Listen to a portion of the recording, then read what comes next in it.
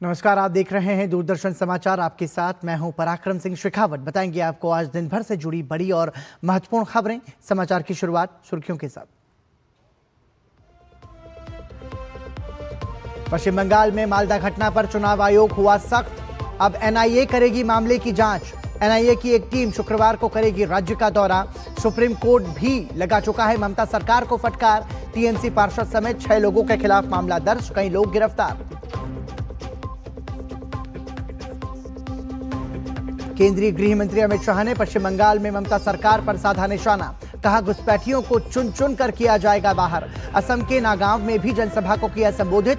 कहा, कांग्रेस शासन के दौरान असम में विकास की गति रही धीमी। पश्चिम बंगाल के भवानीपुर से भाजपा प्रत्याशी शुवेंदु अधिकारी ने भरा पर्चा। तमिलनाडु में टीवी के अध्यक्ष विजय और डीएमके उम्मीदवार उदयनिधि स्टालिन ने दाखिल किया नामांकन। असम में राहुल गांधी का जीत का दावा तो केरलम में प्रियंका गांधी ने संभाली प्रचार की कमान। यूडीएफ ने जारी किया घोषणा पत्र। 16 अप्रैल तक स्थगित हुई संसद की कार्यवाही। महिला आरक्षण को लेकर आगे भी चलेगा कामकाज। गुरुवार को सीएपीएफ सामान्य प्रशासन संशोधन विधेयक, आंध्र प्रदेश पुनर्गठन संशोधन विधेयक और जन विश्वास प्रावधानों में संशोधन विधेयक सदन में हुआ पारित।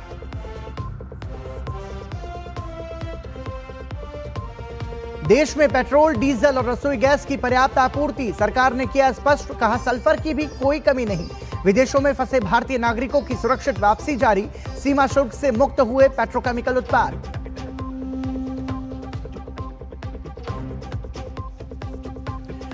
और देश के रक्षा निर्यात में लगभग 63% की रिकॉर्ड वृद्धि। पिछले साल 38,424 करोड़ रुपए के रिकॉर्ड स्तर पर पहुंचा रक्षा निर्यात। रक्षा मंत्री राजनाथ सिंह ने कहा, हथियारों के आयात के लिए जाने जाने वाला भारत तेजी से कर रहा है निर्यात। और आइए समाचार में सबसे पहले नजर डालते हैं चुनावी राज्यों से जुड़ी खबरों पर।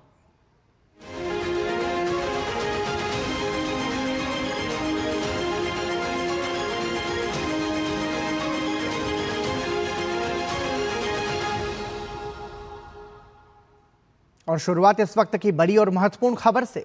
पश्चिम बंगाल में मतदाता सूची की गहन पुनरीक्षण प्रक्रिया में लगे 7 न्यायिक अधिकारियों के करीब 9 घंटे तक घेराव और बंधक बनाए जाने के मामले की जांच अब राष्ट्रीय जांच एजेंसी करेगी।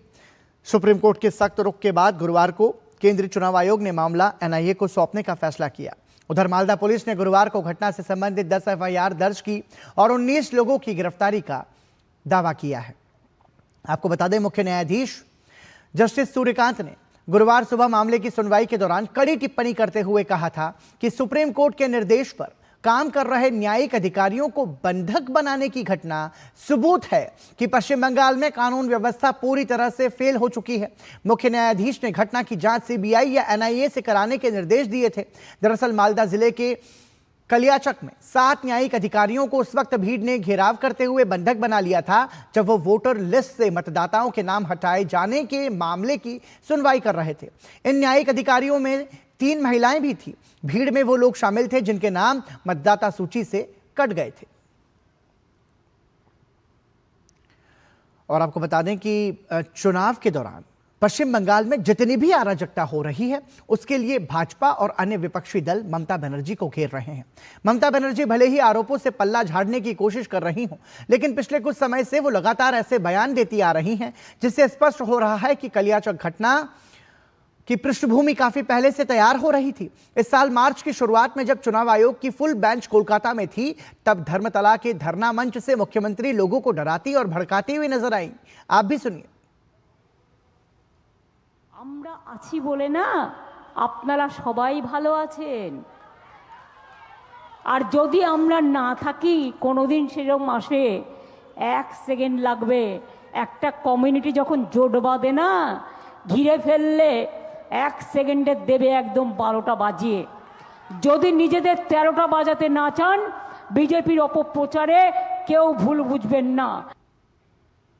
और ममता बनर्जी यही नहीं रुकी। एक समुदाय को एकजुट होने की चेतावनी देने के 1 हफ्ते के भीतर ही उम्मीदवारों की सूची जारी होने के दिन ममता बनर्जी के सुर और भी तल्ख और भड़काऊ हो गए थे। এখন কোন রকম কোন ঘটনা ঘটলে প্লিজ দয়া করে আমাকে কেউ দোষ দেবেন না। টুটি চিপে ধরবেন বিজেপি। রাজনৈতিক ত্রুটি। और अधिक जानकारी के लिए बात करते हैं डीडी न्यूज संवाददाता सौरभ दत्ता से। सौरभ, यहां पर यह समझना जरूरी है कि देखिए, ममता सरकार ने जिस तरह की हरकतें की हैं या उनके राज्य में जिस तरह की घटना हुई उसको लेकर के हमने देखा कि सुप्रीम कोर्ट ने संज्ञान लिया और उसके बाद ये मुद्दा आज संसद में भी उठा। भाजपा सांसद बांसुरी स्वराज ने कहा कि ये लोकतांत्रिक देश के लिहाज से एक शर्मनाक घटना है। तो अब ऐसे में ये तो तय है कि इस पर सख्त और कड़ी कार्रवाई होगी। पराक्रम, देखिए, बिल्कुल सुप्रीम कोर्ट के निर्देश के बाद नेशनल इन्वेस्टिगेशन एजेंसी एनआईए को जांच सौंपा गया है और एनआईए का टीम कल कालिया चौक के लिए रवाना होगा, मालदा के कालिया चौक के लिए रवाना होगा और आगे की जो जांच प्रक्रिया है वो आगे लेकर जाएंगे। आज सुप्रीम कोर्ट की अगर आप ऑर्डर कॉपी देखें तो उसमें साफ लिखा था कि सीबीआई या फिर एनआईए को इन्वेस्टिगेशन जांच दिया जाए और किसको दिया जाएगा, सीबीआई और एनआईए के बीच, ये चुनाव आयोग को तय करना था। राज्य के सीईओ मनोज अग्रवाल ने शाम को बताया था कि सीबीआई को जांच देने की बात वो सोच रहे हैं और सीबीआई को ये जांच दिया जा सकता है। लेकिन रात को जो नोटिफिकेशन जो निकला उसमें साफ तरीके से लिखा था कि एनआईए को ये जांच दिया गया है और एनआईए को ये भी कहा गया है कि एक प्रिलिमिनरी रिपोर्ट वो सुप्रीम कोर्ट को डायरेक्टली एक रिपोर्ट सौंपे। तो उसके लिए कल ही एनआईए की एक टीम कालिया चौक पहुंच रही है। और जैसे कि जानते हैं कि मुर्शिदाबाद में जो बेलडांगा में जो इंसिडेंट हुआ था उसके लिए भी एनआईए जांच कर रहा है। तो इसीलिए एनआईए को ये माना जा रहा है कि जैसे एनआईए ऐसी घटना में ऑलरेडी जांच प्रक्रिया में शामिल है, बेलडांगा का इंसिडेंट जांच कर रहे हैं, जो एसआईआर को प्रोसेस को लेकर ही वहां पे रोड ब्लॉकेड हुआ था और वहां पर भी कालिया चौक में जैसा देखने को मिला वैसा ही एक घटना बेलडांगा में हुआ था। तो उसी के चलते माना जा रहा है कि इसीलिए ये तय किया गया आखिर में कि बेलडांगा की तरह कालिया चौक का इंसिडेंट भी एनआईए ही जांच करे। और इसमें यह देखा जाएगा कि ये कैसे मुमकिन हुआ कि इतने लोग वहां पे उनकी एक बड़ी जमायत हुआ और उसके चलते उन लोगों ने एनएच जो नेशनल हाईवे राष्ट्रीय राजमार्ग जो है उसको ब्लॉकेट किया। फिर कालिया चौक ब्लॉक ऑफिस में 7 जो नए आधिकारिक है उनको घेराव कर लिया। तो ये सारी बातों को लेकर इस जांच प्रक्रिया में क्या एनआईए क्या प्रिलिमिनरी रिपोर्ट सुप्रीम कोर्ट को सौंपती है वो देखना पड़ेगा। लेकिन सौरभ, यदि इस पूरी घटना पर गौर किया जाए तो 7 न्यायिक अधिकारियों की टीम, जिसे न सिर्फ घेरा गया बल्कि बंधक बनाया गया और उन अधिकारियों की टीम में महिला अधिकारी भी शामिल थी, उनके साथ भी अभद्रता की गई। मतलब ये सीधे तौर पर राज्य सरकार की दबंगई और गुंडई का साक्षात प्रमाण सामने है। और इस मामले को लेकर के जिस तरीके से गिरफ्तारी हुई है और अब एनआईए जो जांच करेगा, तो आपको लगता है कि इसमें एक तरीके से सख्त कार्रवाई की उम्मीद आप कर सकते हैं? पराक्रम, देखिए, एसआईआर का जो प्रोसेस बंगाल में चल रहा है उसका जो एसओपी है वो सुप्रीम कोर्ट ने तैयार किया है। चाहे वो 60 लाख विवादित नाम जिनमें रात की जो अपडेट आ रहा है कि 52 लाख जो विवादित जो आवेदन था उसका निपटारा हो चुका है, 8 लाख अभी बाकी है। तो उन 52 लाख में से जिनका नाम कटा है उनके लिए ट्राइब्यूनल का भी ऑप्शन सुप्रीम कोर्ट ने तैयार किया था, उसका भी इंफ्रास्ट्रक्चर के लिए एक बात चल रहा है। और अभी जो लास्ट जानकारी था वो कलकत्ता के झोका में एक ऑफिस जो केंद्रीय मंत्रक के अधीन एक भवन है, उसमें वो इंफ्रास्ट्रक्चर तैयार करके ट्राइब्यूनल का काम शुरू होने वाला था। और इसी वक्त ये सुजापुर में ब्लॉकेट हुआ, राष्ट्रीय राजमार्ग को रोका गया और 7 नए अधिकारियों को बंधक बनाया गया। और जो वीडियो सामने आया है वो जिसमें महिला एक नए अधिकारिक का कॉन्वर्सेशन रिकॉर्ड हुआ है, जिसमें वो साफ तरीके से पता चलता है कि कितने भयभीत वो सिचुएशन था। जी बिल्कुल। उन्होंने ये बात कह रहे थे कि उनका जो गाड़ी का जो ड्राइवर है, जो पायलट है, उनको चोट लगी है, वो वो काफी गंभीर बिल्कुल सौरभ, जिस वीडियो का आप जिक्र कर रहे हैं वो वीडियो हमने देखा और उसमें उन अधिकारियों का जो खौफ था वो आवाजें भी स्पष्ट तरीके से सुनी जा सकती हैं, तो ये समझने वाली बात है। बहरहाल बहुत बहुत धन्यवाद सौरभ दत्ता इस तमाम जानकारी के लिए। तो हम ये कह सकते हैं कि कोर्ट ने संज्ञान लिया और उसके बाद में इस जो 7 न्यायिक अधिकारियों को घेराव करने और बंधक बनाने की जो घटना थी उसके बाद ये जांच एक तरीके से एनआईए को अब सौंप दिया गया है और इसमें कुछ गिरफ्तारियां भी हुई हैं। बहरहाल इस पे और आगे सख्त कार्रवाई की जाएगी। अब आइए बढ़ते हैं आगे। कोलकाता की भवानीपुर विधानसभा सीट पर भाजपा नेता शुभेंदु अधिकारी के नामांकन दाखिल करने के दौरान माहौल तनावपूर्ण हो गया। अलीपुर स्थित सर्वे बिल्डिंग में नामांकन प्रक्रिया के समय तृणमूल कांग्रेस के कार्यकर्ताओं की भारी भीड़ पहुंच गई, जिससे राजनीतिक टकराव की स्थिति बन गई।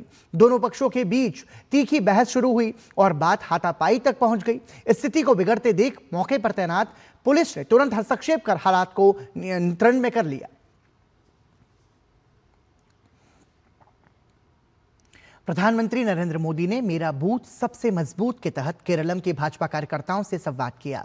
पार्टी कार्यकर्ताओं ने प्रधानमंत्री के साथ अपने अनुभव साझा किए। प्रधानमंत्री ने कार्यकर्ताओं से कहा कि वो केंद्र की एनडीए सरकार की उपलब्धियों के बारे में जनता को बताएं। उन्होंने यूडीएफ और एलडीएफ पर समाज को बांटने का आरोप लगाया। कांग्रेस और कम्युनिस्ट करप्शन और कम्युनिज्म फैला रहे हैं, उससे भी बहुत लोगों में गुस्सा है, क्योंकि वो समाज को बांटने का काम करते हैं, एक दूसरे से लड़ने का काम करते हैं। यूडीएफ और एलडीएफ दोनों में कट्टरपंथियों के वोट के लिए होड़ लगी हुई है। और आपको तो मालूम है, आजकल हम साफ देख रहे हैं कि वो गांधी जी वाली कांग्रेस बची नहीं है। अब एक ऐसी कांग्रेस है जो माओवादी मुस्लिम लीगी कांग्रेस बन गई है।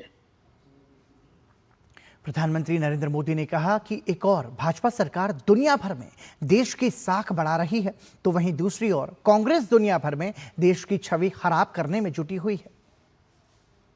हम एक तरफ देश को मजबूत बना रहे हैं, देश की साख बढ़ा रहे हैं, वहीं कांग्रेस दुनिया में भारत की ऐसी इमेज बना रही है जिससे कि देश की बदनामी हो।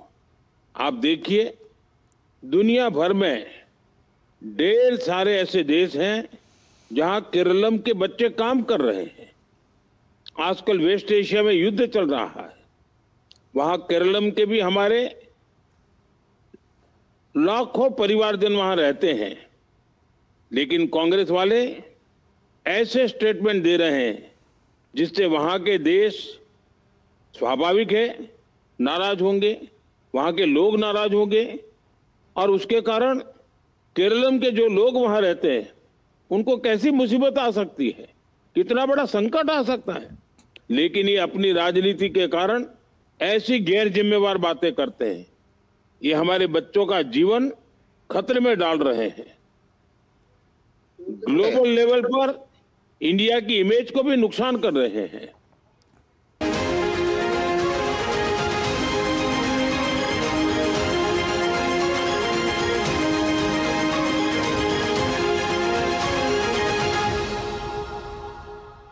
और आइए अब आपको बताते हैं कि संसद की कार्यवाही में आज क्या कुछ खास रहा। संसद ने जन विश्वास संशोधन प्रावधान विधेयक 2026 को पारित कर दिया है, जिसे जीवन की सुगमता और व्यापार करने की सुगमता की दिशा में बड़ा कदम माना जा रहा है। प्रधानमंत्री नरेंद्र मोदी ने सोशल मीडिया प्लेटफॉर्म एक्स पर खुशी जताते हुए अपने संदेश में लिखा, जीवन की सुगमता और व्यापार करने की सुगमता को बड़ा बढ़ावा मिला है। यह अत्यंत हर्ष का विषय है कि संसद ने जन विश्वास प्रावधानों में संशोधन विधेयक 2026 को पारित कर दिया है। यह विधेयक एक ऐसे विश्वास आधारित ढांचे को सुदृढ़ करता है जो हमारे नागरिकों को सशक्त बनाता है। यह उन नियमों और विनियमों की समाप्ति का प्रतीक है जो अब अप्रचलित हो चुके हैं। साथ ही ये मामलों के त्वरित निपटारे को सुनिश्चित करता है और अपराध मुक्तिकरण के माध्यम से मुकदमों के बोझ को कम करता है। एक और उल्लेखनीय बात यह है कि इस विधेयक का मसौदा तैयार करने में जिस परामर्श आधारित दृष्टिकोण को अपनाया गया है, उन सभी लोगों को मेरी बधाई जिन्होंने इस विधेयक का मसौदा तैयार करने में अपने सुझाव दिए और संसद में इसका समर्थन किया। राज्यसभा में केंद्रीय मंत्री पीयूष गोयल ने जन विश्वास विधेयक पर चर्चा का जवाब देते हुए कहा कि ये विधेयक एक महत्वपूर्ण कदम है। उन्होंने बताया कि इस विधेयक का उद्देश्य शासन को प्रजा की सेवा में एक मजबूत विश्वास के साथ कार्य करने के लिए प्रेरित करना है। और आपको बता दें कि जन विश्वास विधेयक एक ऐतिहासिक कदम है। जन विश्वास विधेयक सदी की सबसे बड़ी पहल है, ये केंद्रीय मंत्री पीयूष गोयल ने चर्चा का जवाब देते हुए कहा। साथ ही केंद्रीय मंत्री ने जन विश्वास विधेयक पर चर्चा करते हुए कहा कि ये भी कहा कि इस विधेयक से करीब 20 लाख लोगों को सुविधा मिलेगी और उनकी जिंदगी में सरलता आएगी। उन्होंने बताया कि ये विधेयक छोटे व्यापारियों को भय से मुक्ति दिलाएगा, जिससे उन्हें अपने कार्य में आसानी होगी और इस विधेयक का उद्देश्य कचहरी से बचाकर और अधिक सुविधाजनक व्यवस्था बनाना है ताकि कानून का पालन सुचारू रूप से हो सके। संसदीय कार्य मंत्री किरेन रिजिजू ने बताया कि सरकार 16 अप्रैल को एक महत्वपूर्ण विधेयक लाने की तैयारी कर रही है।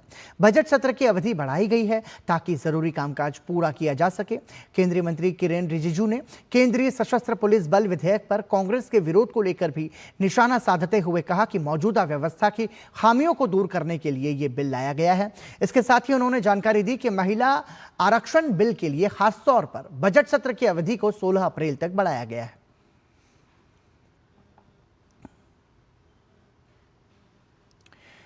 और आपको बता दें कि खामियों को सुधारने के लिए लाया गया केंद्रीय सशस्त्र पुलिस बल विधेयक, और इसके बाद अब महिला आरक्षण को लेकर के भी सरकार की तैयारी पूरी है और इसीलिए संसद के बजट सत्र के दूसरे चरण को 16 अप्रैल तक आगे बढ़ा दिया गया है। अब बढ़ते हैं आगे। आंध्र प्रदेश को अब अपनी राजधानी मिल गई है। अमरावती को आंध्र प्रदेश की राजधानी के रूप में कानूनी दर्जा देने से संबंधित बिल बुधवार को लोकसभा से पारित हो गया। इस महत्वपूर्ण फैसले के बाद आंध्र प्रदेश के शिक्षा और आईटी मंत्री नारा लोकेश ने नई दिल्ली में प्रधानमंत्री नरेंद्र मोदी से मुलाकात कर उनका आभार व्यक्त किया। साथ ही उन्होंने बिल पारित कराने में केंद्र सरकार की प्रतिबद्धता और विभिन्न राजनीतिक दलों को साथ लाने के प्रयासों की सराहना की।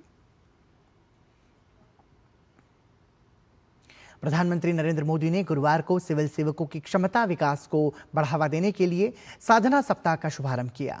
कार्मिक और प्रशिक्षण विभाग, क्षमता निर्माण आयोग और कर्मयोगी भारत संयुक्त रूप से नई दिल्ली में एक सप्ताह के साधना सप्ताह का आयोजन कर रहा है। इसका उद्देश्य पूरे देश के सिविल सेवकों की क्षमता, प्रदर्शन और दक्षता में सुधार करना है। प्रधानमंत्री नरेंद्र मोदी ने कार्यक्रम को वर्चुअल तौर पर संबोधित करते हुए कहा कि आज के समय में देश का जोर कर्तव्य भावना पर ज्यादा है। उन्होंने कहा कि सरकार के वर्तमान प्रयासों को बड़े कैनवास पर देखना चाहिए। जब हम प्रशासनिक सेवाओं में सुधार और बदलाव की बात करते हैं तो उसका एक आशय है पब्लिक सर्वेंट्स के व्यवहार में बदलाव। ये बात हम सब जानते हैं कि पुरानी व्यवस्था में जोर अधिकारी होने पर ज्यादा होता था, लेकिन आज देश का जोर कर्तव्य भावना पर ज्यादा है। पद नहीं, कार्य का महत्व बढ़े। संविधान भी हमारे कर्तव्यों से ही हमें अधिकार प्रदान करता है।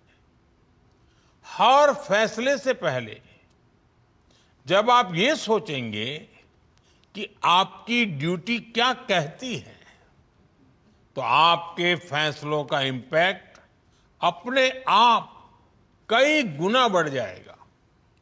और मैं आपसे एक बार फिर दोहराऊंगा, हमें हमारे वर्तमान प्रयासों को भविष्य के बड़े कैनवास पर देखना चाहिए।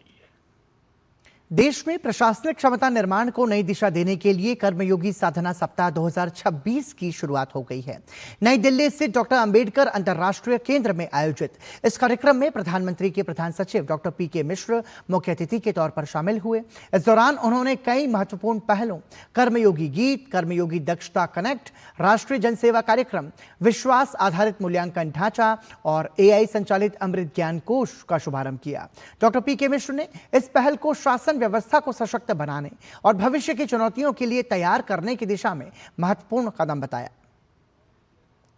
Public servants must continue to learn, improve and adapt because we see many changes happening every day, whether it is the various types of conflict and wars, whether it is unpredictable or unprecedented situation like COVID-19, whether it trade restrictions, protectionism, all these uncertainties need to be addressed with change, with competencies, with adaptability. सरकारी कामकाज को आधुनिक, पारदर्शी और अधिक प्रभावी बनाने की दिशा में केंद्र सरकार ने एक बड़ा कदम उठाया है। प्रधानमंत्री नरेंद्र मोदी के नेतृत्व में शुरू किया गया मिशन कर्मयोगी अब देश की सिविल सेवाओं में नई कार्य संस्कृति और दक्षता का आधार बनता जा रहा है। कैसे ये पहल प्रशासनिक तंत्र को बदल रही है, देखिए हमारी ये खास रिपोर्ट। प्रधानमंत्री नरेंद्र मोदी की अध्यक्षता में केंद्रीय मंत्रिमंडल द्वारा शुरू किया गया यह राष्ट्रीय सिविल सेवा क्षमता विकास कार्यक्रम सरकारी कार्य प्रणाली के प्रारंभिक ढांचे को पूरी तरह बदलने का विजन रखता है। भारत में युवाओं को सही दिशा में मार्गदर्शन देने और उन्हें कौशल आधारित कार्यों के लिए तैयार करने के उद्देश्य से सितंबर 2020 में कर्मयोगी योजना की शुरुआत की गई है। यह योजना युवाओं को आधुनिक तकनीक और विशेषज्ञता से लैस कर उन्हें वैश्विक प्रतिस्पर्धा के योग्य बना रही है। अब तक इस मिशन ने कार्य क्षमता और पारदर्शिता के नए मानक स्थापित किए हैं, जिससे आत्मनिर्भर भारत का सपना साकार हो रहा है। यह मात्र एक प्रशिक्षण कार्यक्रम नहीं, बल्कि नए भारत के निर्माण हेतु सशक्त और कुशल मानव संसाधन तैयार करने का महाअभियान है। भारत सरकार ने आई गॉट कर्मयोगी पोर्टल के माध्यम से 1.51 करोड़ सरकारी कर्मचारियों को जोड़ा है, जहां 4,400 से ज्यादा कोर्स 23 भाषाओं में उपलब्ध है। अब तक 7.7 करोड़ कोर्स पूरे हो चुके हैं। राष्ट्रीय कर्मयोगी जन सेवा कार्यक्रम के तहत 8.5 लाख अधिकारियों को प्रशिक्षित किया गया है और 33 लाख कर्मचारियों ने भारत के 3 नए आपराधिक कानूनों पर प्रशिक्षण लिया। इसके साथ ही 50,000 से ज्यादा पुलिस कर्मियों को नागरिक केंद्रित व्यवहार पर प्रशिक्षण मिला है। AI संचालित शिक्षण संसाधनों से सिविल सेवकों की क्षमता में भी सुधार हुआ है, जबकि 29 राज्यों और केंद्र शासित प्रदेशों के साथ MOUs पर हस्ताक्षर किए गए हैं। मिशन कर्मयोगी का मूल मंत्र है सही समय पर सही व्यक्ति को सही भूमिका के लिए तैयार करना। दरअसल आज के तेजी से बदलते वैश्विक परिदृश्य, तकनीक के विस्तार और नागरिकों की बढ़ती आकांक्षाओं के बीच यह जरूरी हो गया है कि हमारी सिविल सेवाएं पुरानी कार्य संस्कृति और रेड टेपिज्म से बाहर निकले। मिशन कर्मयोगी के जरिए न केवल सार्वजनिक संस्थानों को मजबूत किया जाएगा, बल्कि I got Karmayogi digital platform के माध्यम से अधिकारियों को आधुनिक प्रशिक्षण भी दिया जाएगा।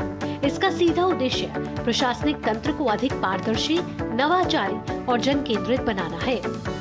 मिशन कर्मयोगी एक ऐसी योजना है जो सिविल सेवक को आचरण और व्यवहार का अत्यंत उच्च स्तर बनाए रखने के लिए प्रेरित करती है, ताकि वह लोगों का विश्वास अर्जित करे और अपने सहकर्मियों और अधीनस्थों के लिए एक आदर्श बने। इस योजना के पीछे की भावना भगवद गीता में निहित सिविल सेवा के आदर्श वाक्य योगः कर्मसु कौशलम से प्रेरित है, जिसका अर्थ है कार्य में दक्षता, जो अधिकतम परिणाम प्राप्त करने के लिए उत्पादक कुशलता को दर्शाता है। इस पहल के तहत आई गॉट यानी कि integrated government online training platform विकसित किया गया है। यह एक डिजिटल इकोसिस्टम है जो सरकारी कर्मचारियों को दुनिया भर की सर्वोत्तम कार्य प्रणालियों और पाठ्यक्रमों तक पहुंच प्रदान करता है। Bureau report, DD news. प्रधानमंत्री नरेंद्र मोदी ने रूस के प्रथम उप प्रधानमंत्री डेनिस मंचुरोव के साथ अपनी मुलाकात को लेकर सोशल मीडिया प्लेटफॉर्म X पर जानकारी साझा की है। अपने पोस्ट में प्रधानमंत्री नरेंद्र मोदी ने लिखा कि इस बैठक के दौरान दोनों नेताओं के बीच व्यापार, उर्वरक, कनेक्टिविटी और लोगों के बीच आपसी संबंधों को मजबूत करने जैसे महत्वपूर्ण मुद्दों पर विस्तार से चर्चा हुई।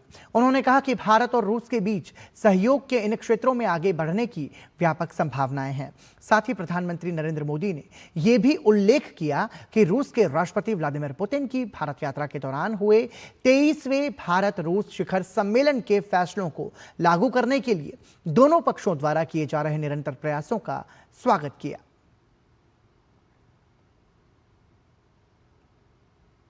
रूस के प्रथम उप प्रधानमंत्री डेनिस मंटूरोव ने भी प्रधानमंत्री नरेंद्र मोदी को व्यापार, आर्थिक साझेदारी, उर्वरक कनेक्टिविटी और लोगों के बीच संबंधों में हो रही प्रगति की जानकारी दी। प्रधानमंत्री मोदी ने दिसंबर 2025 में राष्ट्रपति व्लादिमीर पुतिन की भारत यात्रा और 23वें भारत रूस वार्षिक शिखर सम्मेलन की सफलता को याद किया। उन्होंने कहा कि दोनों देश साझेदारी को और मजबूत करने के लिए लगातार काम कर रहे हैं। प्रधानमंत्री ने राष्ट्रपति पुतिन को शुभकामनाएं दी और भविष्य में संवाद जारी रखने की उम्मीद जताई। पश्चिम एशिया में लगातार बदलते हालात के बीच भारत सरकार सतर्क नजर बनाए हुए है। रक्षा मंत्री राजनाथ सिंह ने इस मुद्दे पर उच्च स्तरीय बैठक की अध्यक्षता की। GOM की इस बैठक में जिसे क्षेत्र की स्थिति पर नजर रखने और जरूरी फैसले लेने के लिए गठित किया गया है। बैठक में रक्षा मंत्री के साथ ही विदेश मंत्री और पेट्रोलियम मंत्री समेत कई मंत्री मौजूद रहे। बैठक में मौजूदा हालात, भारतीय नागरिकों की सुरक्षा और क्षेत्र में भारत के हितों को लेकर विस्तार से चर्चा की गई। सरकार ने साफ किया है कि स्थिति पर लगातार निगरानी रखी जा रही है और जरूरत पड़ने पर हर जरूरी कदम उठाया जाएंगे। पश्चिम एशिया में जारी संघर्ष के बीच भारत ने खाद्य और ऊर्जा सुरक्षा को लेकर स्थिति को स्थिर बताया है। भारत के वाणिज्य और उद्योग मंत्री पीयूष गोयल ने कहा कि देश में कच्चे तेल, पेट्रोल, डीजल और LPG का पर्याप्त भंडार है, किसी तरह की कोई कमी नहीं है। इस बीच प्रधानमंत्री नरेंद्र मोदी ने युद्ध नहीं शांति पर जोर देते हुए वैश्विक स्तर पर शांति की अपील की। सरकार के अनुसार वैश्विक अस्थिरता के बावजूद भारत की खाद्य और ऊर्जा सुरक्षा मजबूत बनी हुई है। India's stand is much appreciated by other countries. The belief that Prime Minister Modi has articulated that there must be peace, not war. Well, India has shown tremendous resilience, as you are all aware, on food security, on energy security, in almost all the broad areas of the economy. India remains pretty much insulated and pretty strong. Consumers are getting their LPG. Industrial LNG supplies have been reinstated now to 80% level, with many sectors getting full LNG. There's no shortage of petroleum products. Our refineries are working full stream. There's sufficient stock of crude oil. केंद्र सरकार युवाओं के सशक्तिकरण के लिए लगातार नई योजनाएं ला रही हैं और इसी क्रम में पोस्ट विभाग ने वाराणसी में एन-जेन पोस्ट ऑफिस का उद्घाटन किया है। इस अवसर पर वाराणसी की पोस्टमास्टर जनरल पद्मगंधा मिश्र ने डीडी न्यूज से खास बातचीत करते हुए बताया कि ये नेक्स्ट जेन पोस्ट ऑफिस युवाओं के लिए अत्यंत अनुकूल और उपयोगी है। उन्होंने बताया कि ये नई योजना युवाओं को डिजिटल और आधुनिक सेवाओं का लाभ प्रदान करेगी और ये पहल युवाओं को रोजगार के अवसर भी प्रदान करेगी और उन्हें तकनीकी रूप से सशक्त बनाएगी। मैं काशी विद्यापीठ के परिसर में खड़ा हूं और ये नेक्स्ट जेन पोस्ट ऑफिस आज उद्घाटित हुआ है। वाराणसी क्षेत्र का आप कह सकते हैं या जिले का पहला नेक्स्ट जेन पोस्ट ऑफिस है और हमारे साथ हैं पोस्ट मास्टर जनरल वाराणसी क्षेत्र पद्मगंधा मिश्रा जी। ये बेसिकली यंगर जनरेशन्स के लिए है, यूथ के लिए है ये पोस्ट ऑफिस, क्योंकि जैसे लेटर मेल थोड़े से कम हो रहे थे तो हमारे पोस्ट ऑफिस का यंगर जनरेशन्स का जो रिक्वायरमेंट है उसी हिसाब से इवॉल्व होने के लिए पोस्ट ऑफिस ने ये एन-जेन पोस्ट ऑफिस इंट्रोड्यूस किया है। यहाँ पे स्टूडेंट्स के लिए काफ़ी सारे फैसिलिटीज़ है। पोस्टल सर्विसेज के अलावा भी वो आके फ्री टाइम में यहाँ हैं, कुछ गेम्स है तो उनका टाइम कंस्ट्रक्टिवली यूज़ कर सकते हैं, इसलिए सिस्टम भी रखा हुआ है। So this will be a good place for them to spend time to study also. आज की जो सबसे महत्वपूर्ण युवाओं के लिए है वो है सोशल मीडिया। मैंने सुना है कि फ्री वाईफाई की भी सुविधा है इसमें। यस, फ्री वाईफाई का भी है ताकि वो सिस्टम में काम कर सकें और अपना टाइम प्रोडक्टिवली यहाँ पे यूज़ कर सकें और थोड़ा सा अपने दोस्तों के साथ भी टाइम स्पेंड कर सकें यहाँ पे। भारत में गोल्फ को नई पहचान देने की दिशा में गोल्फ प्रीमियर लीग ने अपनी सभी 10 फ्रेंचाइजीज टीमों को स्क्वाड का ऐलान कर दिया है। द ओबेरॉय होटल में आयोजित भव्य कार्यक्रम में दिग्गज क्रिकेटर युवराज सिंह और लीग के सीईओ उत्तम सिंह मुंडी ने लीग में हिस्सा लेने वाली टीमों की घोषणा की। आईजीपीएल के 2026 सीजन में कुल 15 इवेंट्स खेले जाएंगे, जिनमें 10 भारत और 5 अंतर्राष्ट्रीय वेन्यू पर खेले जाएंगे। हर टीम में 4 खिलाड़ी होंगे जो व्यक्तिगत और टीम दोनों स्तर पर प्रदर्शन करेंगे। लीग की फ्रेंचाइजी टीमों के स्क्वाड के ऐलान के मौके पर युवराज सिंह ने गोल्फ जैसे व्यक्तिगत खेल में टीम फॉर्मेट को रोमांचक और नया बदलाव बताया। साथ ही कहा कि पिछले कुछ सालों में गोल्फ युवाओं के बीच लोकप्रिय हो रहा है।